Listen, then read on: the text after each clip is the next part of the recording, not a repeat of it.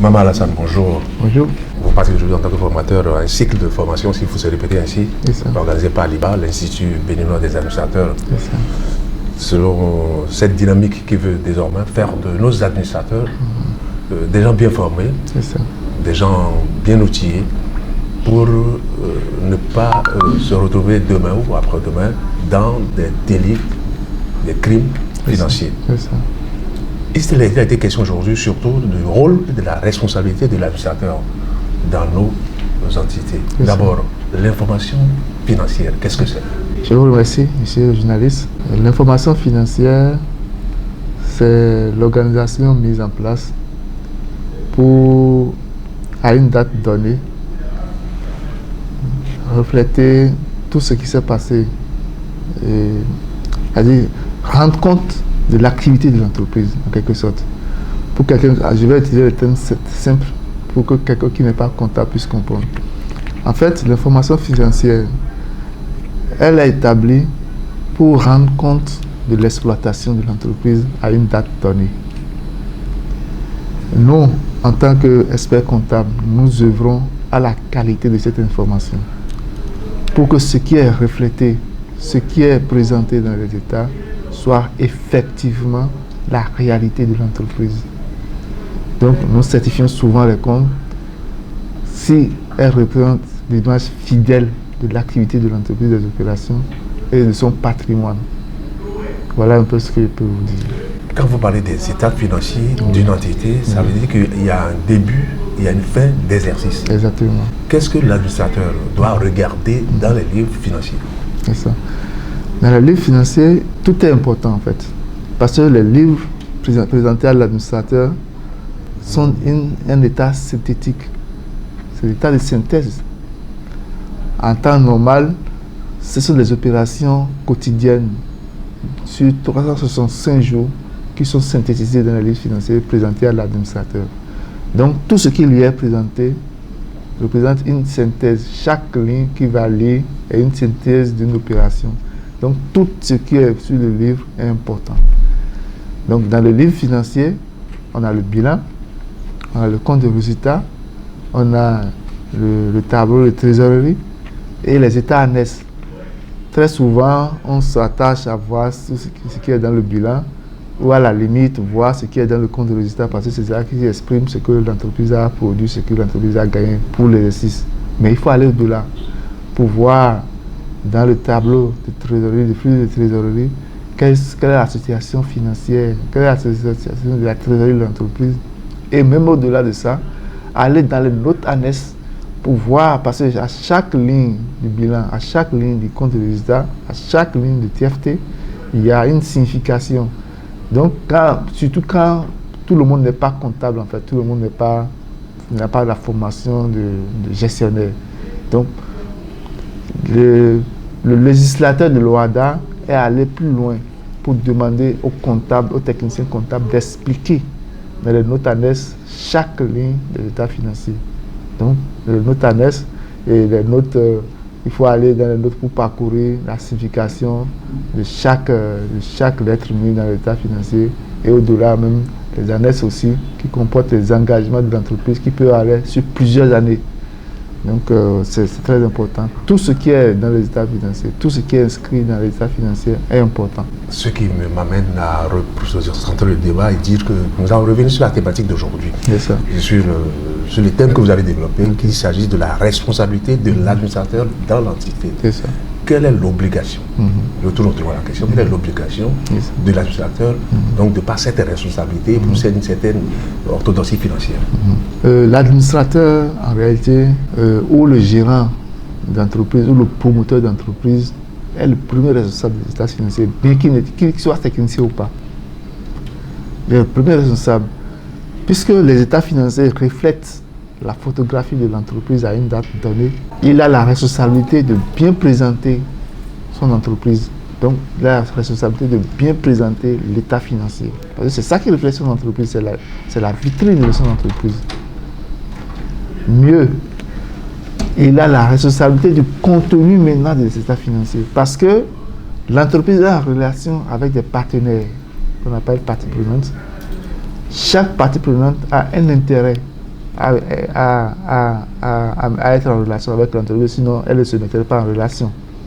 Donc, par rapport à la pointe, par rapport à l'intérêt ou par rapport à l'angle de vue de chaque partie prenante, j'entends pas particulièrement l'État qui prend les impôts, et j'entends les investisseurs qui sont les banques et consorts, et les fournisseurs, les clients.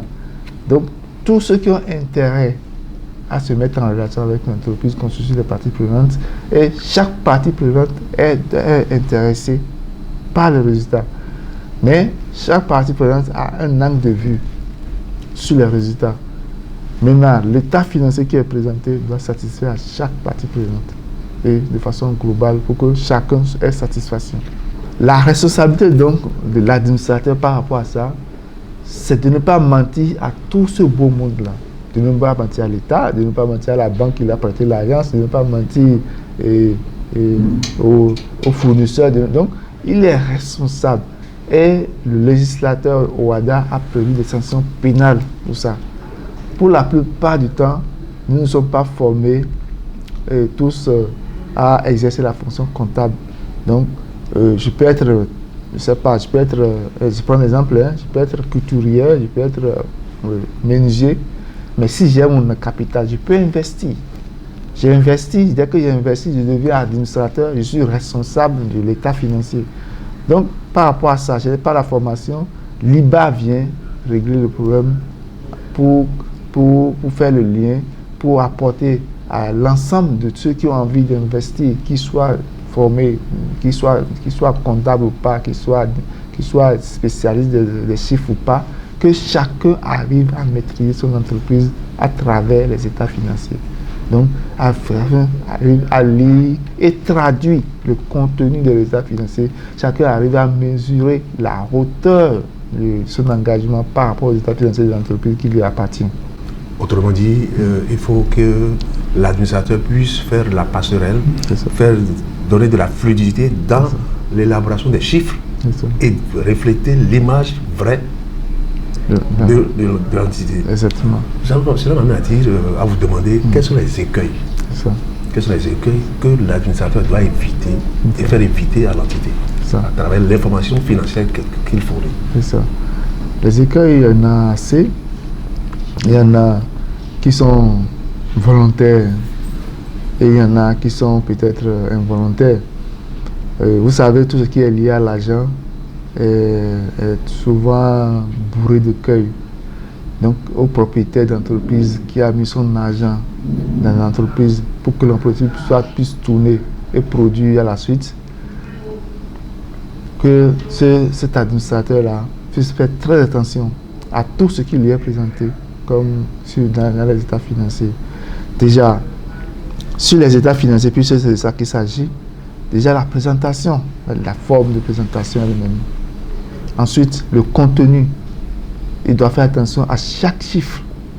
Et mieux, pour mieux appréhender, il y a l'ordre des experts comptables qui existe au Bénin et qui existe à ce dessin-là, qui ne vit que pour ça. Donc, pour quelqu'un, par rapport à la taille, parce que quand l'entreprise est grande, on peut être comptable de formation, on peut pas soi-même tout maîtriser parce qu'il y a beaucoup de choses à faire.